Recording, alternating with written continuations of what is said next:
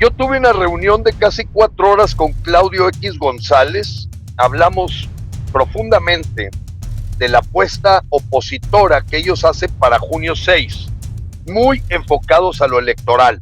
Ellos creen firmemente que no conviene que se vaya López Obrador. Apuestan a que debe continuar, apuestan a tratar de congraciarse con él y apuestan a lo que apostaron los venezolanos. Así de claro me lo dijeron. Yo les dije, oye, Claudio, ¿no te parece que México ya está desestabilizado? Porque ellos creen que si López se va, se desestabilizaría México. Yo le digo, ¿sabes qué, Claudio? Te lo digo honestamente y con todo el respeto. Yo creo que habría fiesta nacional si se va López. Y lo desestabilizado que ya estamos, lo resolveríamos más rápido. Pero ¿sabes qué? Estamos en octubre y nosotros vamos a la yugular. Hay que quitar al dictador, creemos firmemente en que hay que quitarlo y se nos hace verdaderamente inconsciente que ustedes tengan a gente apostando exclusivamente a hacer fila para votar y no actuar de inmediato con toda la fuerza y con todos los argumentos y los hechos y datos para que López se vaya. Pero en cambio que toda la gente ahorita le apueste a estar en zona de confort para esperar junio 6, creo que eso sí es dañino para México en este momento. Honestamente yo se los digo, vamos a quitar a López. O sea, nosotros no podemos pensar en otra opción. El diagnóstico que nosotros en Frena tenemos es que nos llevan a una dictadura chavista. Así de claro. La mayor parte de la gente que participamos en Frena, pues tenemos alguna historia de activismo. En mi caso, casi 8 años, 9 años, en una cosa que se llama Congreso Nacional Ciudadano, cuyo propósito era construir ciudadanía, apostando fuertemente que la solución de México es ciudadanos participativos, informados y organizados sobre todo, van a generar sociedades sólidas en donde el círculo virtuoso sería que haya servidores públicos capaces y honestos. La bandera de ese movimiento era básicamente el artículo 39 de la Constitución, el reconocernos nosotros los mexicanos ciudadanos que no tenemos aspiraciones políticas, a que somos los que trabajamos, generamos riqueza, pagamos impuestos, y la Constitución mexicana en el artículo 39 nos reconoce como mandantes constitucionales. Es decir, Javier Corral o López Obrador o Peña Nieto o Calderón, etcétera, son servidores públicos llamados mandatarios y que juramentan cumplir y hacer cumplir la ley de la Constitución y las leyes que de ella emanen, y que termina siempre con una frase de sino que el pueblo o la nación me lo demande. Pero nunca demandamos, es realmente raquítica la posición que tenemos en participación ciudadana real. Y nos hemos organizado, yo he participado casi en cualquier cámara que se puedan imaginar, la Canaco, la CAINTRA, la Canacintra, etcétera. Y bueno, pues defendemos los intereses de cada sector, pero como un todo, los mexicanos poco hemos hecho para construir pues un actor político social, no con aspiraciones de vivir del presupuesto o de los impuestos, sino simplemente de organizar a la voz ciudadana. Ahí nace el Congreso, que es una parte fuerte, columna vertebral de lo que es hoy Frena, y el pasado 2 de abril, lo que veníamos haciendo a través del tiempo, de decirle y concientizar a los mexicanos de que la agenda del Foro de Sao Paulo fue comprometida por México con el partido que llegó al poder, y que dicha agenda, si ustedes la revisan, es un proceso de 3 etapas para convertir a México en Venezuela del Norte. Hay 178 eventos que han ocurrido que pueden confirmarle con hechos y datos, así como nos acostumbraban a manejar la metodología del caso en Harvard, en Stanford, Pues es primero analizar los hechos y datos, plantear una hipótesis y tratar de actuar en consecuencia. Bueno, con esa misma lógica es la que ha prevalecido en el grupo Frena para tener con claridad de que el señor López Obrador nos lleva al chavismo. Es un adorador y admirador de Fidel Castro, el Che Guevara, Hugo Chávez, muy compenetrado en ese cartel criminal latinoamericano que busca implementar el castrochavismo, que en su momento se formó y se originó por Lula da Silva, Cristina Kirchner, Rafael Correa, sin duda Fidel Castro antes de morir, Raúl Castro, y donde participó buena parte de la gente que le hace la agenda a López. Bien, ¿por qué es una dictadura la de López? Porque cumple 5 parámetros universales. Mucha gente cree que un dictador proviene, mucha gente tiene el mito de que un dictador se le define así o se le clasifica así por la permanencia en el puesto. Eso es falso.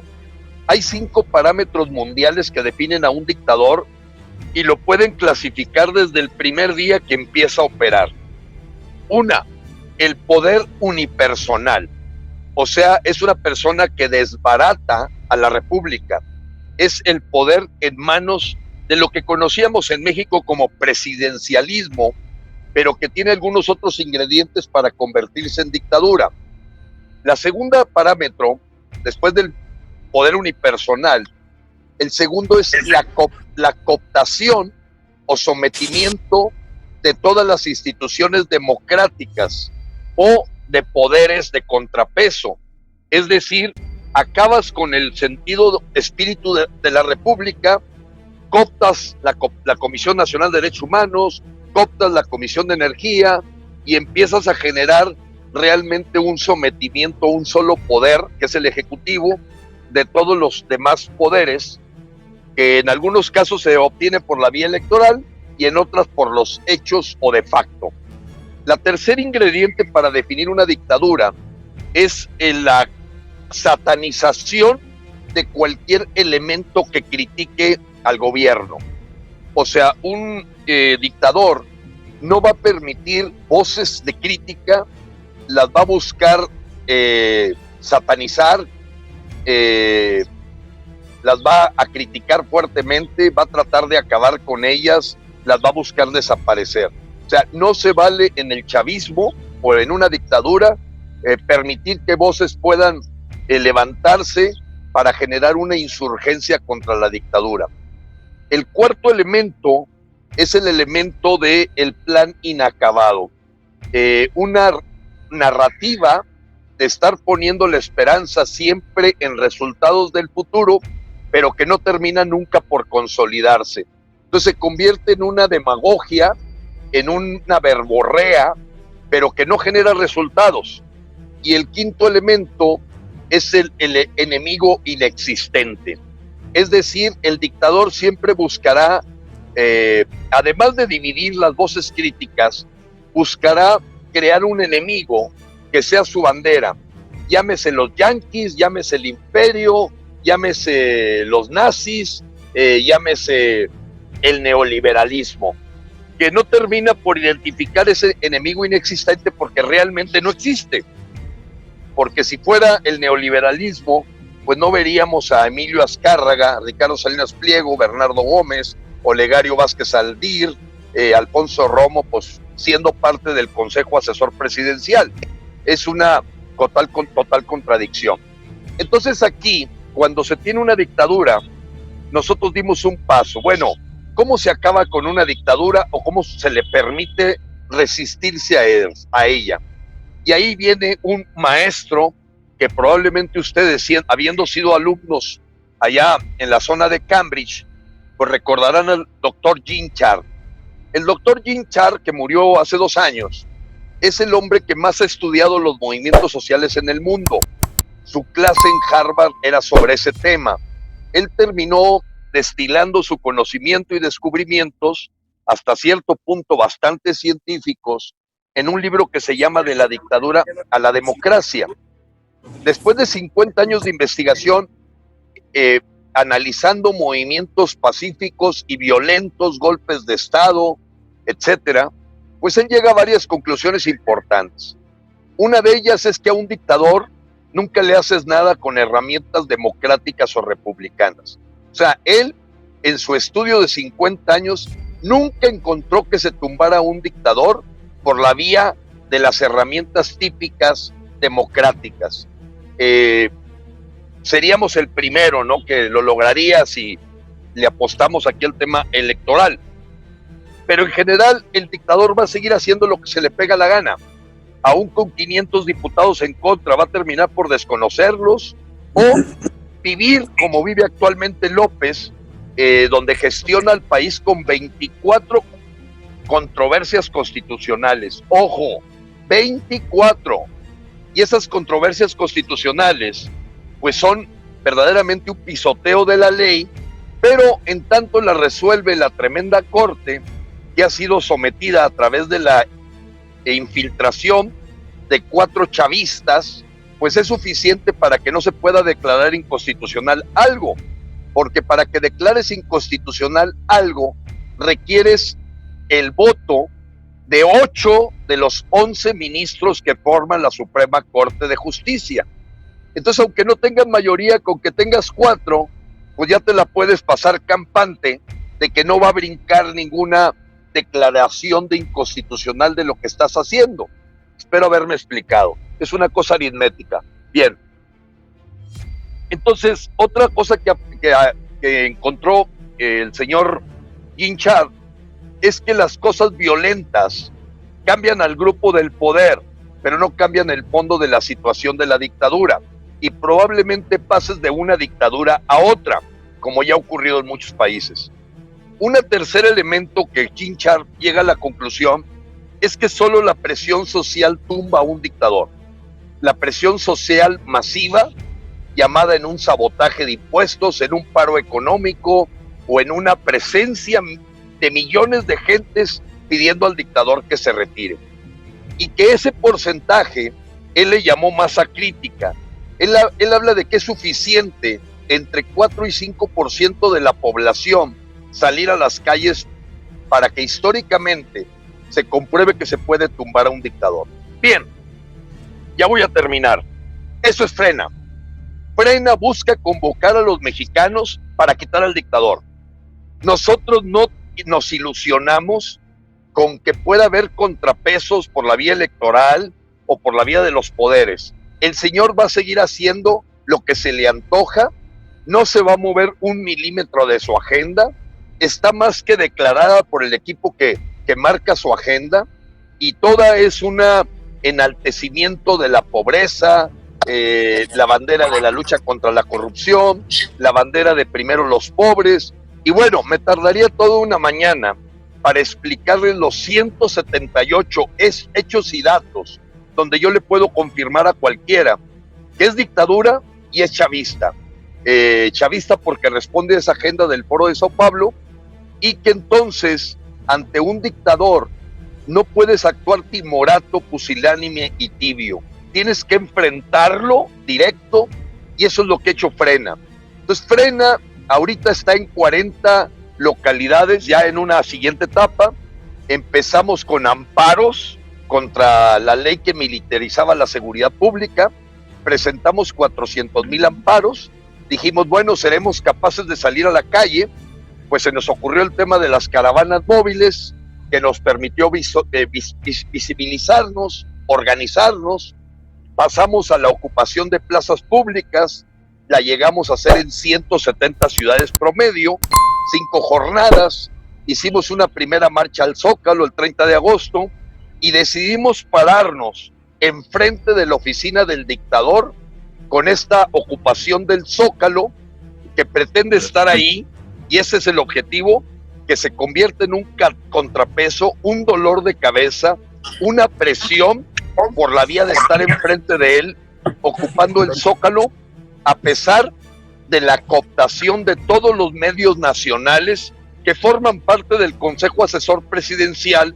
y que por lo tanto los gajes del oficio de quienes buscamos tumbar una dictadura, pues siempre será el tema de tractores, críticas,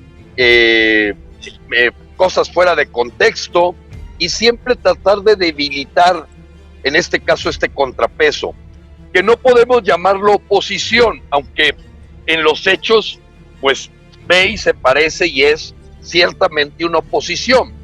Pero la verdad es que la oposición, en nuestra definición, es aquel que dice, quítate tú para ser yo. En nuestro caso, no nos interesa puestos del servicio público, nos interesa actuar como la soberanía de México.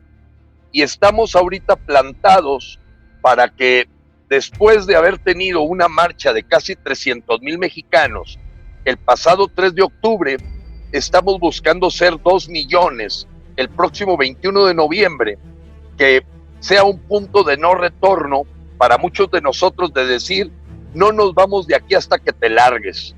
Y probablemente generemos un asunto de sabotaje que está dentro de la desobediencia civil, porque todo lo que hacemos lo manejamos dentro del marco del Estado de Derecho. Es decir, vamos al límite de lo que nos permite el Estado de Derecho, jugando con las herramientas a nuestro alcance, como que la ocupación del Zócalo no se logró por la buena voluntad de López. Ganamos 987 amparos para salir del estado de sitio en el que nos pusieron durante 4 días en el hemiciclo a Juárez. La gente que formamos el Consejo Rector somos 72 ciudadanos, hay representantes de todos los estados, también gente de Estados Unidos, porque ha crecido mucho la red Frena en los Estados Unidos. Nos financiamos por la voluntad de los mexicanos, así de claro. No tenemos ningún apoyo internacional en sentido monetario, no hay ningún partido político detrás de nosotros, absolutamente no, ni ningún grupo empresarial en especial. Y ahora sí, me abro a las preguntas, que es lo importante de esta conversación con ustedes. Muchas gracias, Gil. Pues gracias por la presentación. Si quieren, aquí vámonos. Si alguno de ustedes quiere tomar la palabra, les pediría que levanten la manita o directamente para que ustedes intervengan y luego. Adelante, Francisco. Gracias, Álvaro. Gracias por esta idea, a ti, a Paulina. Y señor Lozano, qué gusto conocerlo. Me interesaba mucho tener el gusto de conocerlo porque he seguido su movimiento, he visto algunas, no todas del material que han generado, y mi gran duda es cómo podemos los demás ayudar, porque no todos podemos, tenemos responsabilidades, estoy seguro que usted también las tiene, pero observo su perfil que ya tiene una situación tal que le permite dedicar el tiempo que le está dedicando a su movimiento, pero vemos otros que comulgamos con sus ideas, que estamos igual de preocupados y que ha aprendido que si todos hacemos muy poco, logramos mucho.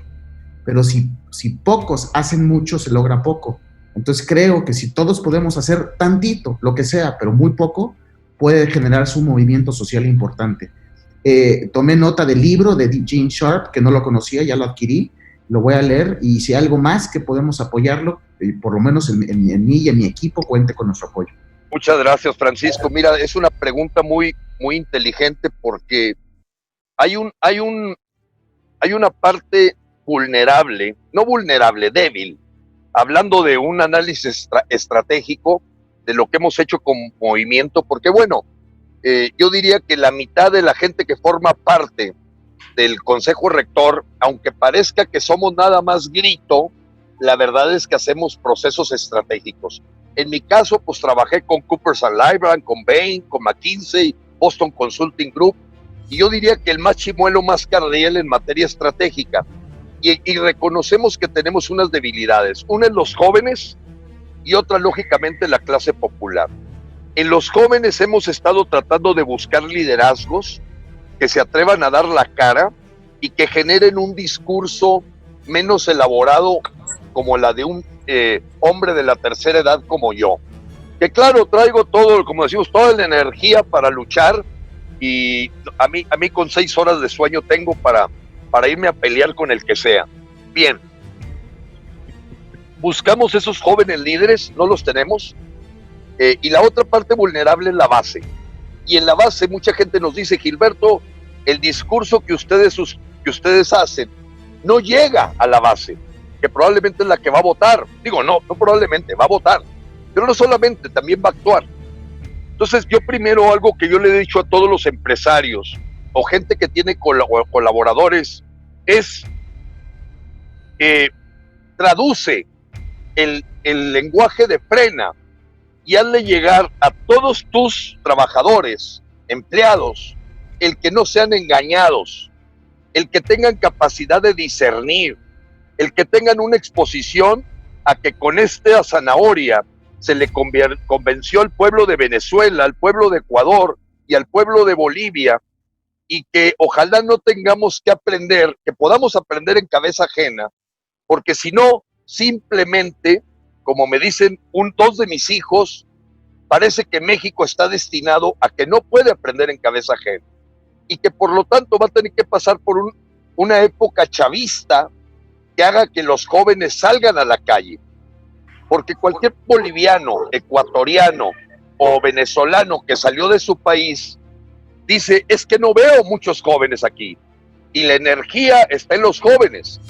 Y les digo, bueno, es que ¿cuántos años ha pasado en Venezuela, en Ecuador y en Bolivia para que los jóvenes salieran a luchar?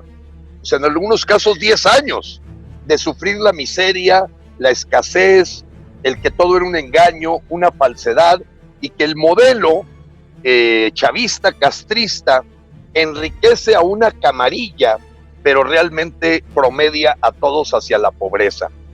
No estoy diciendo con esto que el modelo económico-social que manejábamos en el pasado no tuviera grandes errores.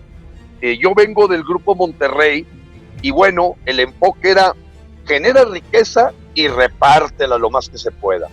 Y segunda, haz crecer al hombre integralmente y va a crecer la empresa. Entonces, era una tercera vía que no era un capitalismo ultranza, pero tampoco un modelo de repartir el pastel hasta que te lo acabas y lo sigues haciendo más pequeño. Bien, entonces una petición que yo les haría de cómo apoyar es que empecemos a traducir a la gente que colabora con nosotros, que no puede estar sujeta al engaño.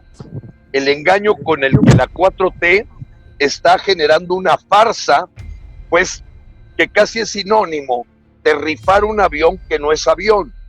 Entonces, esa sería una petición. La otra, nos tenemos que dar el tiempo, porque consideramos a México en un momento muy delicado, en que a pesar de nuestras ocupaciones, debemos de ser capaces de salir a la calle.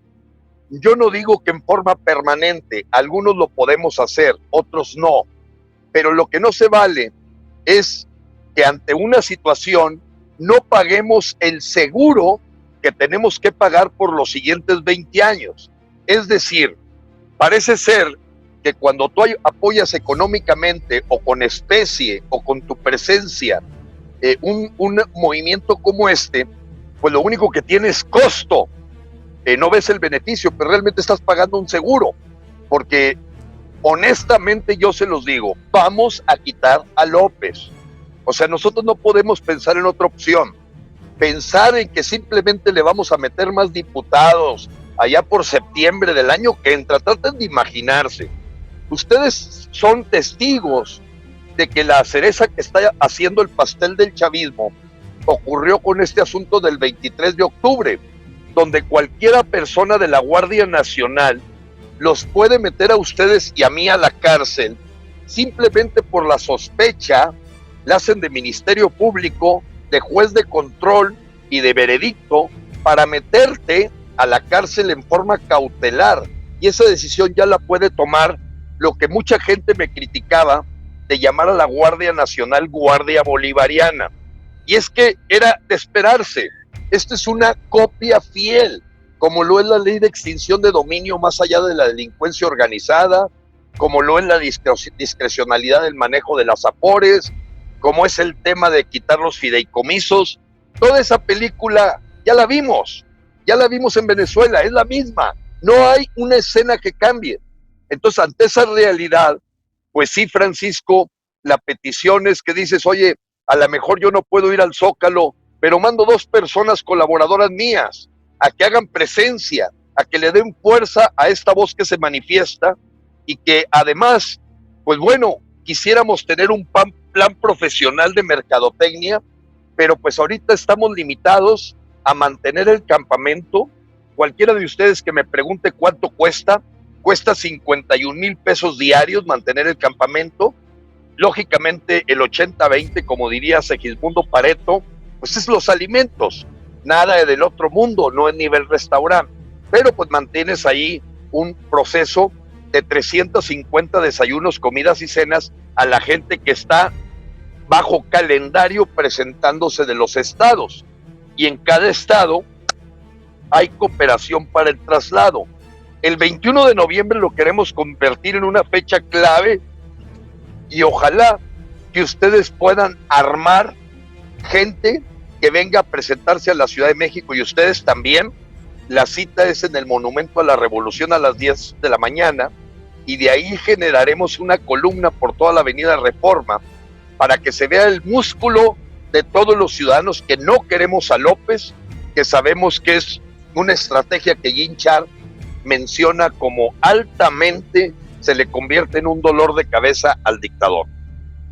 Las siguientes preguntas las voy a contestar más concreto, pero espero haber respondido, Francisco. Gracias. Noviembre 21. Oye, Gil, a ver, sigue otra pregunta aquí de Jorge Sepúlveda. Y luego Jorge Cruz tiene otra pregunta. Adelante, Jorge. Jorge es de Chihuahua. Muy bien.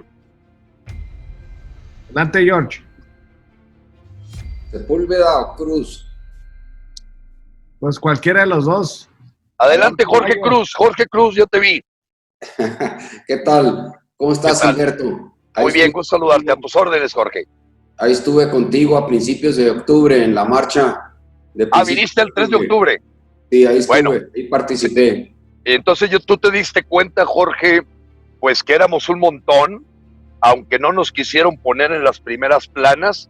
Tuvo que ser en otros países donde reconocieron que era una marcha multitudinaria, civilizada, educada, de primer mundo y que da ejemplo mundial, y pues tú debiste haber sentido el significado que tuvo.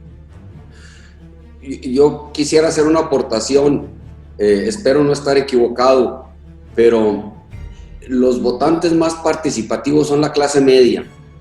O sea, ahí yo creo que es donde tenemos que enfocarnos las baterías, y que la clase media salga a votar y a defender las libertades que tenemos en México. Eso es todo por mi parte. Muy bien. Y yo, Jorge, te quiero decir lo siguiente. A mí me gusta responder la pregunta del tema electoral y les digo, ¿qué les parece si lo platicamos a fondo para abril o para mayo? Pero ahorita estamos en noviembre, entonces nuestra acción debe ser hoy. Como yo se lo he dicho a varios grupos que están totalmente enfocados en junio 6, yo les he dicho lo siguiente: lo que Frena está haciendo abona a la cuenta de las elecciones. Tan es así lo que acaba de pasar en Hidalgo y en Coahuila. O sea, lo que hacemos nosotros tiene una repercusión en el debe y en el haber, así como si fuera una cuenta de contabilidad. Apoya. Pero en cambio que toda la gente ahorita le apueste a estar en zona de confort para esperar junio 6, creo que eso sí es dañino para México en este momento. Gracias, Jorge, por tu comentario. Adelante, Luis. Gil, ¿Quién es el que sigue? Yo te iba a decir, ¿qué opinas de la Alianza Federalista de los gobernadores que están tratando de hacer este contrapeso? Y también de tu amigo Gustavo de Hoyos y Claudio X González con el Sí por México. ¿Qué opinas de esos movimientos? ¿Cómo los coordinamos? ¿Cómo hacemos estos frentes en conjunto? ¿Cómo ves tú toda esa coordinación? Sé que ha habido discrepancias ahí. ¿Cómo lo manejas? Con todo gusto. Bueno, primeramente, la acción de los gobernadores, claro que abona, sin embargo debemos reconocer que lo importante es que fueran los congresos de los estados, porque ellos son los que tienen la jurisdicción realmente de los procesos con el pacto federal, tanto fiscal como de marginación de un México que que amenaza con balcanizarse, porque no hay duda, yo a lo mejor soy de ese pensamiento, no es para estarlo haciendo proselitismo, pero pues definitivamente antes que ser chavistas, pues a lo mejor la República Autónoma de Chihuahua pues sería mejor, ¿verdad? Antes que ser chavistas, apostando a que López se quede con Macuspana nada más, porque lo ideal sería que todos nos uniéramos para salirnos del pacto federal, donde se queda solo López. Ojo, no es el tema ahorita es el que tú planteas. Mira, yo tuve una reunión de casi 4 horas con Claudio X González, quien habló a nombre de Gustavo de Hoyos, fue aquí en el Club Industrial de Polanco. Yo estoy ahorita a escasas 2 cuadras del Zócalo. ¿Y qué sucedió en esa reunión de hace 3 semanas? Todavía no salía así por México. Estaba a una semana de salir. A iniciativa de Claudio, en la reunión hablamos profundamente de la apuesta opositora que ellos hacen para junio 6, muy enfocados a lo electoral. En parte porque Gustavo de Hoyos pues quiere ser alcalde de Mexicali. Creo que hasta ahí le da, en mi opinión. Pero bueno, esa es una opinión personal. Como frena Claudio X González, teniendo yo a otra persona de testimonio, para que no haya dudas, ellos creen firmemente que no conviene que se vaya López Obrador. Así como lo están escuchando. No conviene que se vaya López Obrador. No que estén a favor de López Obrador. No. Pero siguen la misma línea de Carlos Salazar Lomelí. Perdón. Apostar al diálogo, apostar a la concertación, apostar a que puede moverse unos milímetros López de su agenda, apostar a tirar un puente con López, y ellos mismos lo dijeron: señor presidente, no queremos que nos vea como oposición, queremos que nos vea como aliados, pero tenemos una agenda, que es la agenda que yo he escuchado desde que era niño, ¿no?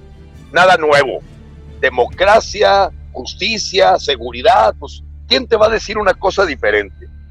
Ellos hablan de que esa es una agenda propositiva, como tratando de socavar el contrapeso estridente que tenemos nosotros, pero que busca minar la mitificación del señor López. Así de claro me lo dijeron. Yo les dije: oye, Claudio, ¿no te parece que México ya está desestabilizado? Porque ellos creen que si López se va, se desestabilizaría México. Yo le digo: ¿sabes qué, Claudio? Te lo digo honestamente y con todo el respeto. Yo creo que habría fiesta nacional si se va López. Y lo desestabilizado que ya estamos lo resolveríamos más rápido. Sin embargo, ellos no quieren mencionar la palabra López vete o López renuncia. No quieren, apuestan a que debe continuar, apuestan a tratar de congraciarse con él y apuestan a lo que apostaron los venezolanos, de tratar de...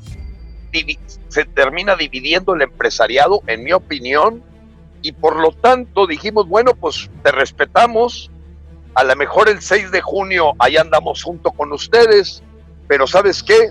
Estamos en octubre y nosotros vamos a la yugular. Hay que quitar al dictador, creemos firmemente en que hay que quitarlo, y se nos hace verdaderamente inconsciente que ustedes tengan a gente apostando exclusivamente a hacer fila para votar y no actuar de inmediato con toda la fuerza y con todos los argumentos y los hechos y datos para que López se vaya o para que López recule. Entonces, bueno, después de eso, de esta conversación, sale Sí por México, hablan de 400 organizaciones. A nivel ciudadano, la gente cree, en mi opinión, más en estar presente en las acciones de Frena, porque fuera de reuniones de Zoom, avalanchas digitales y retórica, pues no veo absolutamente ninguna acción. Hubo un momento que se malinterpretó un mensaje que yo di, fue precisamente el día de ayer, donde dije esto que les estoy comentando. Oye, nosotros no estamos faltándole el respeto a ir a las votaciones en junio 6 y hacerlo con cierto rumbo, pero para nosotros sí por México existe en junio 6 nada más. Antes de junio 6 y después de junio 6, lo que existe es Frena, así de claro. Gracias, Gil. A ver, Jorge Sepúlveda estaba por ahí queriendo hacer una pregunta. Listo. Buenos días, señor Lozano. Buenos días a todos. Buenos días, Jorge. Traté de hacer la pregunta yo, pero creo que entró la de alguien más. Digo, yo no tuve la oportunidad de estar en la marcha que fue hace algunas semanas, pero mi pregunta es en torno, ¿cuál es tu opinión de los resultados electorales que hubo en Coahuila y en Hidalgo? Yo sí opino que López Obrador ganó por elecciones, aunque no nos guste, y creo que sí se puede hacer mucho desde el ámbito electoral. A lo mejor no es lo único, pero creo que sí. Me gustaría conocer tu opinión de los resultados tan sorpresivos para mí de estas dos elecciones. Bueno, Jorge, yo te quiero decir que en Hidalgo y en Coahuila, antes de las elecciones, pues no existía así por México. Y hemos trabajado mucho Frena. No tienes idea la red que tenemos en Hidalgo y en Coahuila. Saltillo, Ramos Arizpe, Monclova, La Laguna, no. O sea, la gente de Frena es muy entrona y bueno, se dio el resultado porque la gente hemos ido haciendo conciencia y a la hora de atacar a López de manera frontal, con hechos y datos, claro que ha concientizado a mucha gente. Nosotros no nos queremos colgar una medalla, no, pero hemos sido un factor que incidió en que todo este movimiento que ha hecho Frena sí ha levantado la conciencia de muchos mexicanos para convertirlos en antimorena. Y en ese sentido, yo te diría, por eso lo comenté, no despreciamos para nada el tema electoral, para nada, lo respetamos, pero ahorita abona a ese mismo tema y es un vector alineado el estar buscando la dimisión de López. Ojo, otro tema importante, es cierto que entró por las elecciones, pero también es cierto que existe la figura de que el presidente puede renunciar por causas graves. Yo no sé si a ti te parezca causa grave haber liberado y haberlo dicho abiertamente 2 veces que liberó al Chapito. Yo no sé si a ti te parece causa grave haber permitido la inmigración de más de 1 millón de centroamericanos, Mara Salvatrucha, cubanos y venezolanos. Yo no sé si para ti sea causa grave haber eliminado los fideicomisos. Yo no sé si para ti sea causa grave la militarización de puertos, aduanas, hospitales, aeropuertos, y ahora viene la parte bancaria muy fuerte.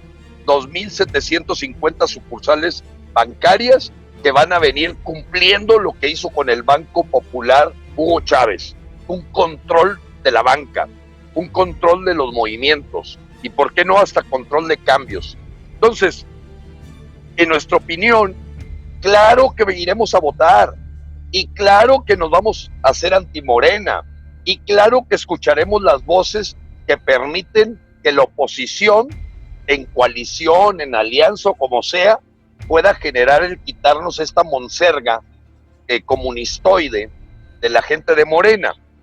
Pero no podemos quedarnos cruzados de brazos. Eso es inaceptable por el momento que está viviendo México.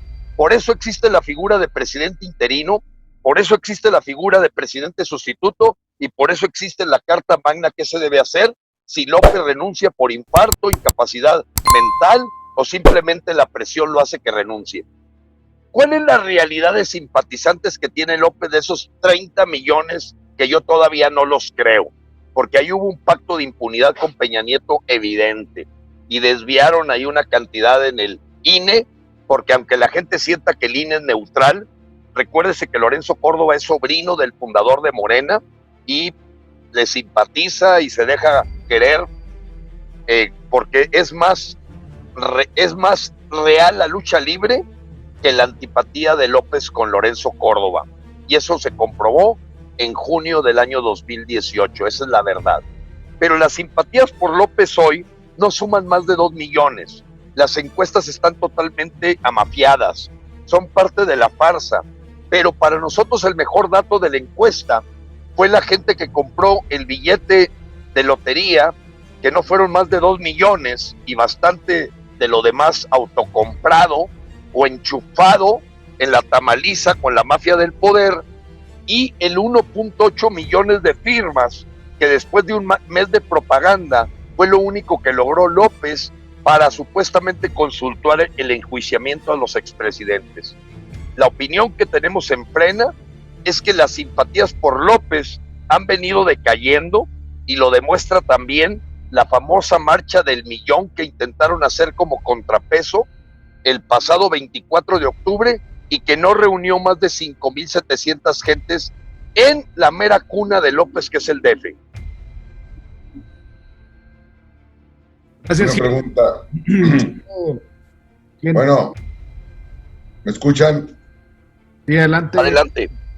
Gilberto, Genaro Cueva de Monterrey. Ah, Genaro. ¿Cómo estás? Saludos. Muy bien. Oye, escuchándote lo... Genaro, te dejaste de escuchar. Ahí voy. Ahora sí me escuchas. Ahí está. Escuchándote lo que hablas y con las preguntas, a mí me queda, pues, como lo estás poniendo muy claro, López no se va a ir. Ningún dictador, que lo consideras tú dictador, va a soltar el poder. Yo me agarré los dulces de la piñata y no los voy a soltar. Ahí me voy a quedar. ¿Sabes? Dices, no se va a ir por una situación democrática. ¿Ok? Y si él tiene el ejército y la Guardia Nacional, pues no las va a soltar. Entonces lo que tú estás previniendo es de que va a haber sangre. Ahí voy. Ahorita te digo. Ok, adelante. ¿Ya terminaste tu pregunta, apreciado Genaro? Sí. Muy bien. No sé si Oye, claro. tú eres hermano de Rolando y de Rogelio, ¿verdad? Soy sobrino de ellos. Ah, ok. Salúdame mucho, Rogelio. Rogelio claro. fue compañero mío toda la carrera. Ah, bueno, claro. Tu tío Rogelio. Muy bien, mira. La primera. Parece que los dictadores no renuncian. Pues sí renuncian. Y así ocurrió con Evo Morales, a pesar de todos los pronósticos de que no iba a renunciar. Así renunció Otto Pérez en Guatemala, así renunció Mubarak, y yo no sé si tú sepas, Genaro, así renunció Hugo Chávez en el año 2002. ¿Sí sabías eso? Sí, sí sabía, pero Okay. regresó, madre. Así es, regresó porque la oposición pisoteó la Constitución, se nombraron ellos mismos presidentes y vicepresidentes y se volvió un camote, al grado tal que los militares volvieron a llamar a las 36 horas de la renuncia a Hugo Chávez, y la historia pues ya continúa. Bien, entonces la primera es quitar el mito de que un dictador no renuncia. La presión lo puede hacer renunciar.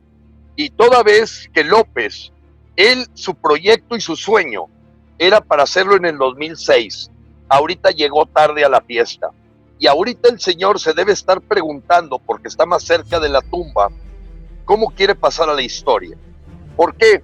Porque lo que viene de aquí para adelante para López, todo es perder, todo. La situación económica, la forma en que están cayendo los ingresos tributarios, la forma en que se le está poniendo difícil ya el crédito internacional, la forma en que Trump le pegó con Cienfuegos, y lo que puede pasar si llega Biden. En fin, creo que el Trump en su primer periodo va a ser un diferente Trump en su segundo, y creo que los dos escenarios para López todos son perder, con Biden más que con Trump, pero puede sorprendernos. Bien, no hay necesidad de sangre. Casi no hubo sangre en Egipto, no hubo sangre en Bolivia, no hubo sangre en Guatemala, no hubo sangre en Polonia, no hubo sangre en la República Checa, y me podría ir más a la historia. Sí, se puede. Entonces, ¿cuál es el asunto? Que hay que crear ese escenario, aunque no es el escenario más probable. tiene razón, Genaro. O sea, parece ser que lo más probable es que el cuate se encapriche y se quede ahí.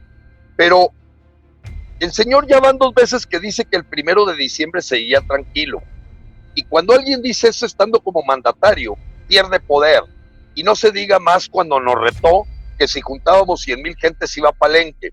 ¿Eso qué quiere decir? Que en su mente, más que el engaño, él está empezando a enfrentar que ya le mentamos la madre en cada rincón del país.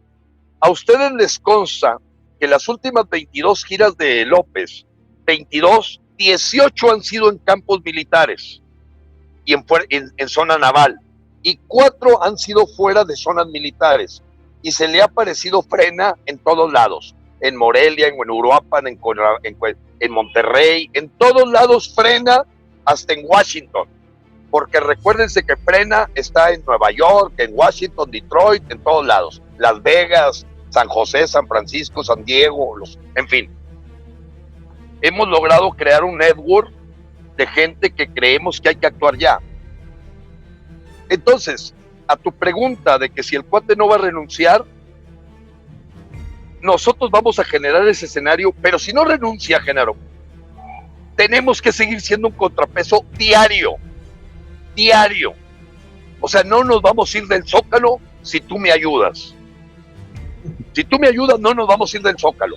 Y ahí vamos a mantener una presencia que sea un dolor de cabeza para el dictador, que se la piense 2 veces, que generemos una presencia de presión y que seamos capaces de llamar a boicots, etcétera. Entonces, si lo probable es que no renuncie, el 1 de diciembre, el 3 de diciembre, el 4 de enero, Frena va a estar más vivo que nunca. Frena no tiene fecha de caducidad. Claro que la razón de ser fue la renuncia de López antes del 30 de noviembre, porque permite unas nuevas elecciones. Pero tenemos plan B, tenemos plan C, y Frena tiene que continuar porque no existe oposición. Y los grupos ciudadanos que se han venido creando son una disidencia controlada. Así es que yo pienso y trato de convocarlos a que si ustedes apoyan a otro grupo y le dan un peso, denos también un peso a nosotros. No toda la apuesta la pongan en las elecciones y apoyen a los ciudadanos que vamos a enfrentar a este señor todos los días, 24/7, porque creemos que eso construye aún la parte del proceso electoral. ¿A qué me refiero con que no tenemos mucha ilusión o no nos queremos poner los huevos en una sola canasta de decir, bueno, ¿qué pasaría si llegan 150 diputados de oposición en septiembre? ¡Ojo! ¿Cuánto falta para que lleguen esos 170 diputados o 200? Faltan 11 meses. ¿Cómo te vas a quedar apostándole de aquí a 11 meses?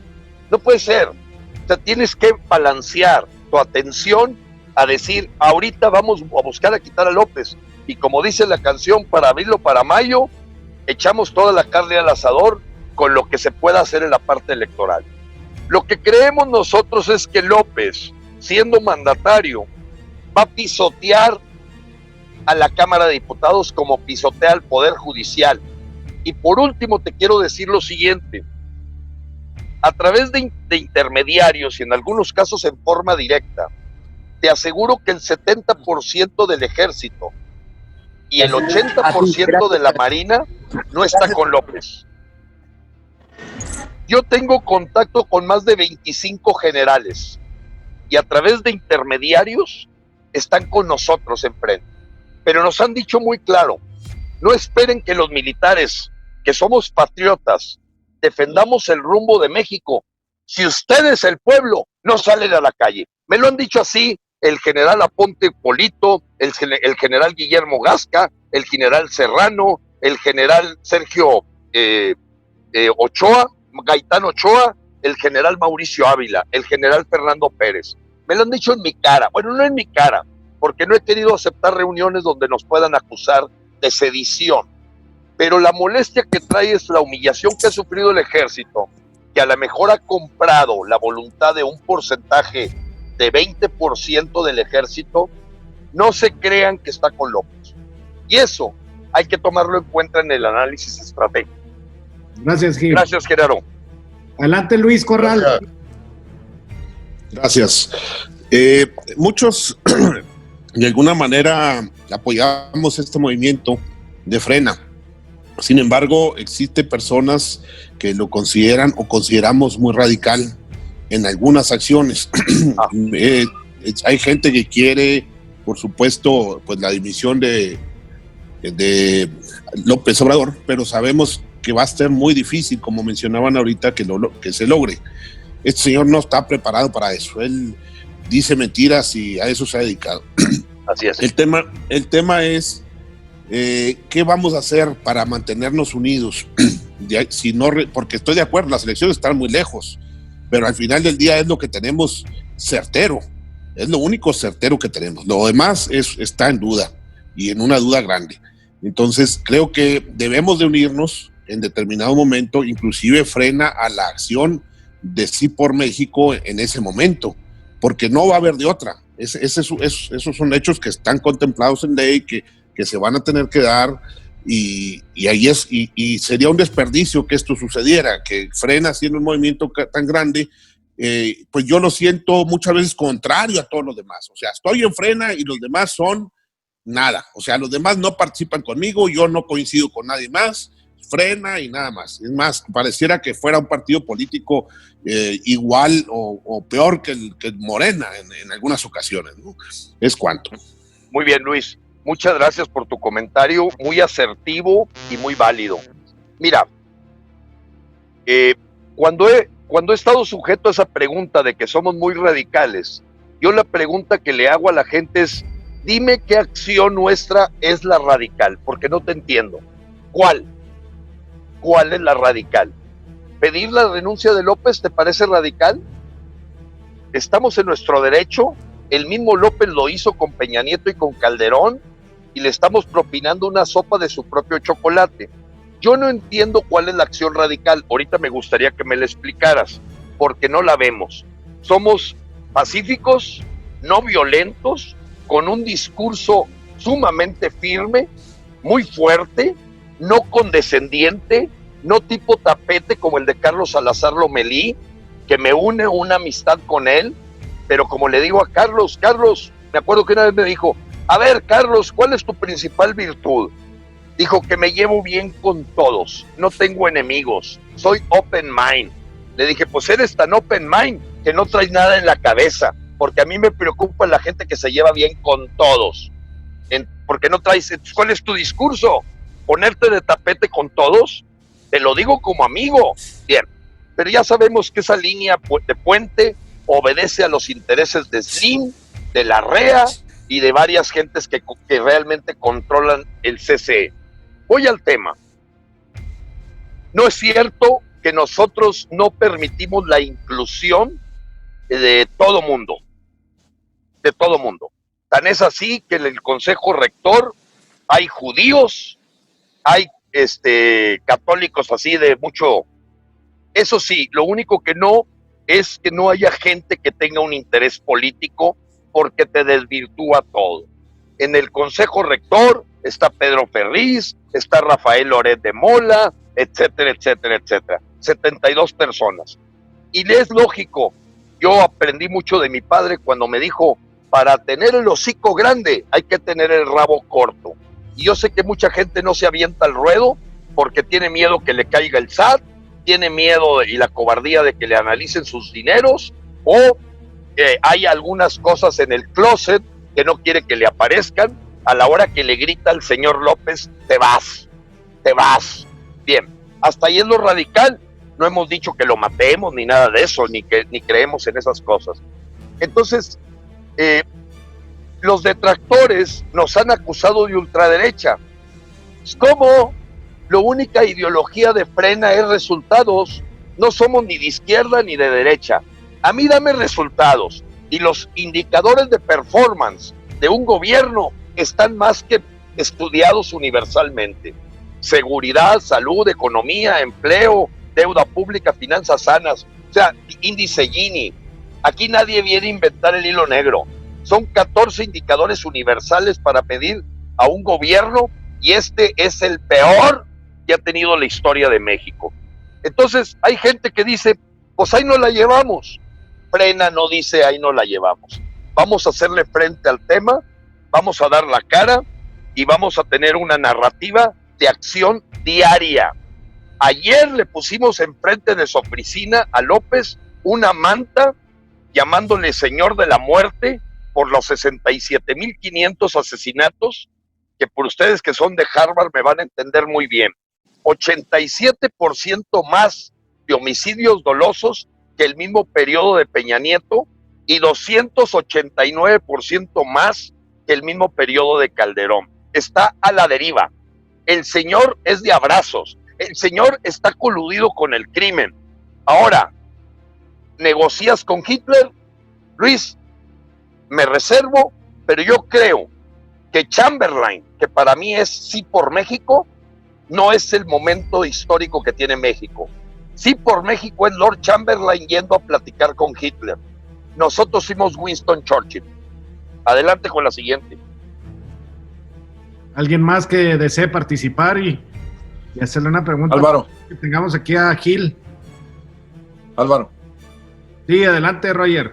Adelante. Hola, Rogelio.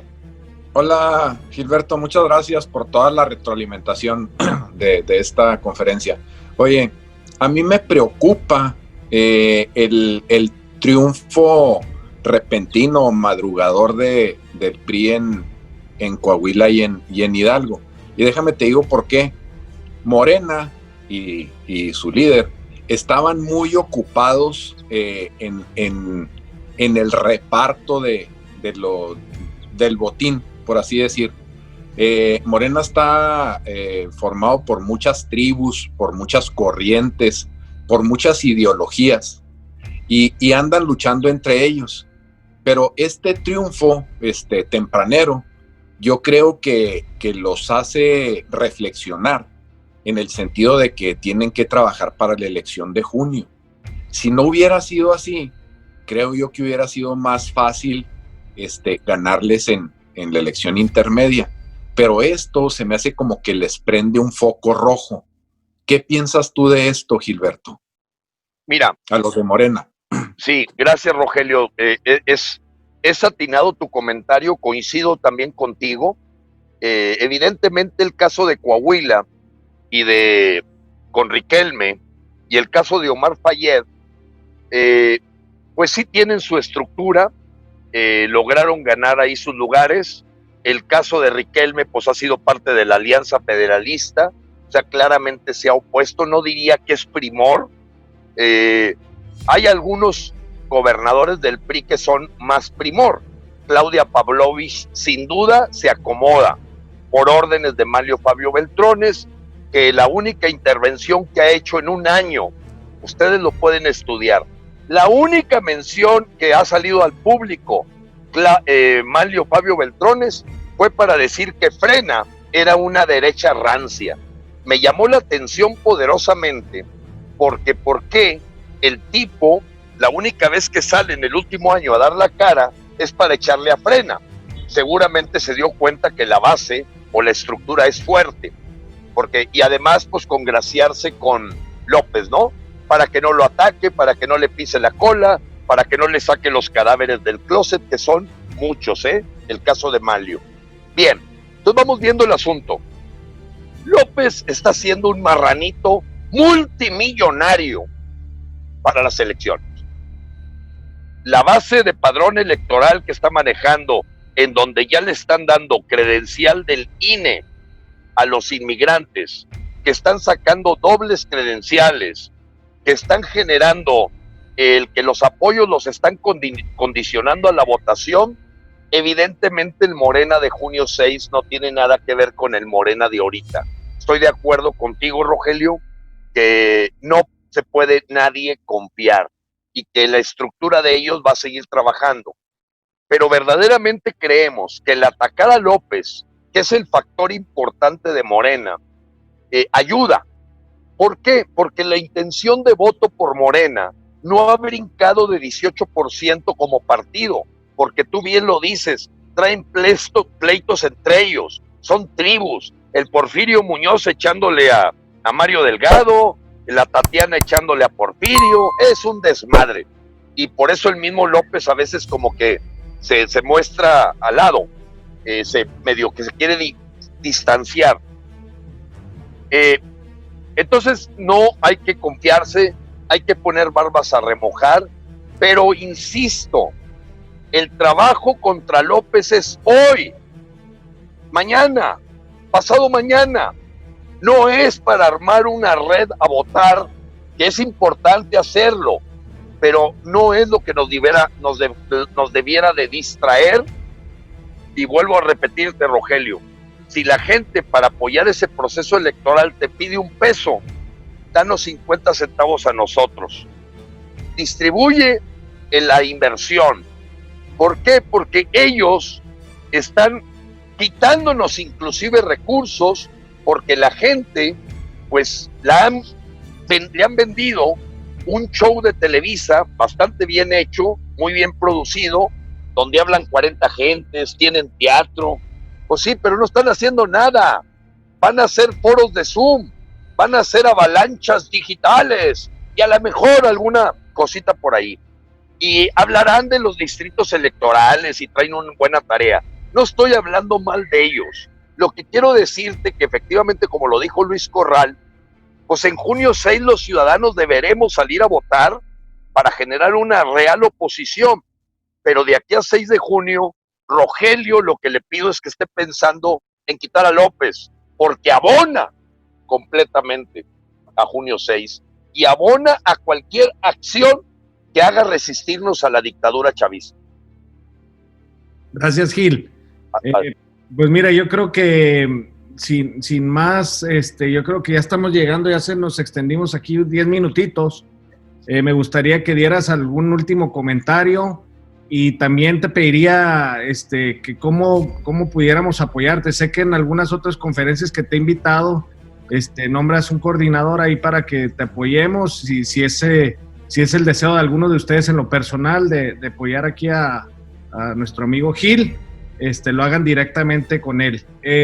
También mi último comentario también, Gil, ayer veíamos en otro grupo de empresarios los excedentes del Banco de México. Si no le ponemos una limitante, creo que se le van a ir 400 mil millones de pesos al gobierno federal y obviamente pues los va a usar para las elecciones. Y el segundo tema es, yo te quería hacer una pregunta, sé que ahí estuvimos trabajando un grupo de empresarios por ello, que pues te cuides, ¿verdad? El tema de tu seguridad y las amenazas que has estado recibiendo pues son muy graves y ver cómo te apoyamos en ese sentido también.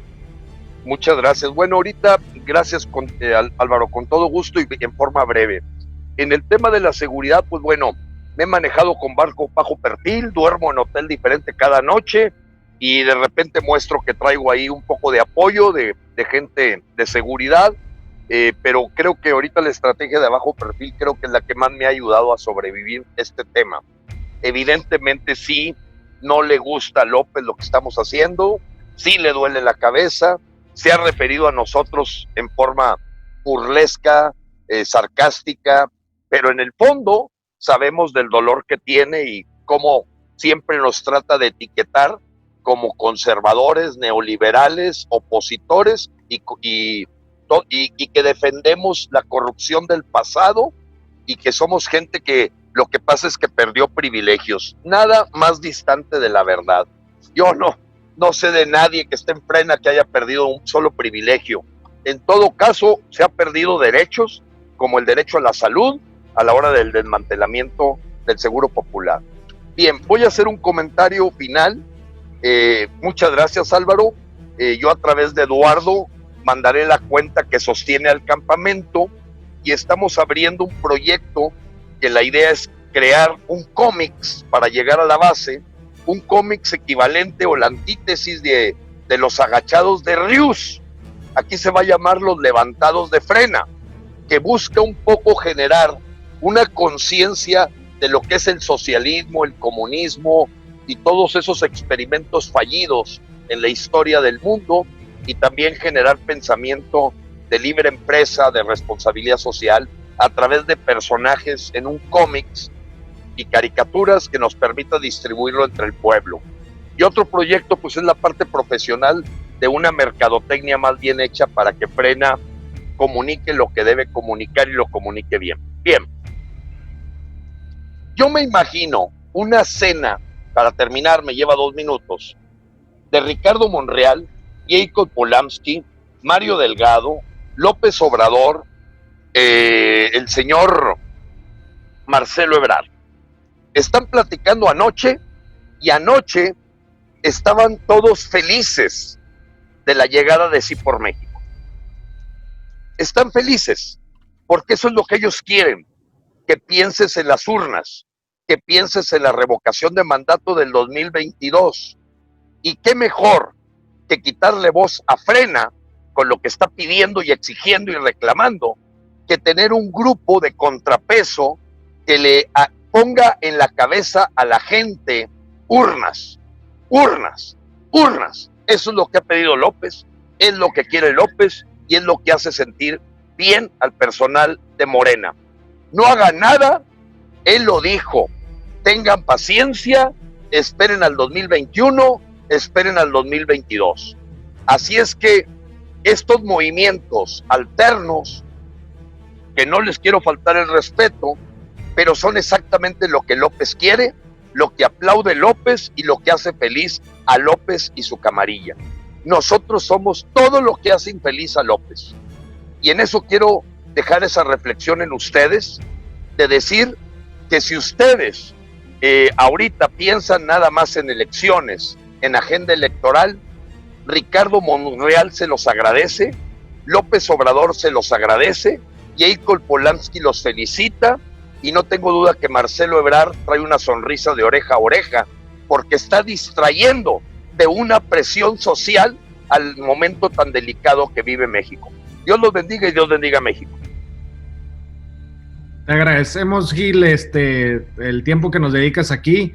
Agradecerle a todos los que se conectaron aquí al grupo de Harvard también, y algunos empresarios, amigos míos de Chihuahua, que los invité a que se conectaran también a escucharte, Gil. Y pues seguimos en contacto. Yo les compartiré aquí el contacto de Lalo Díaz a Paulina para que se los mande ahí al grupo de Harvard y algunos de estos empresarios, y te podamos seguir apoyando. Gracias, mi estimado Gil. Te mando un fuerte abrazo y a todos. Gracias a todos. Hasta luego.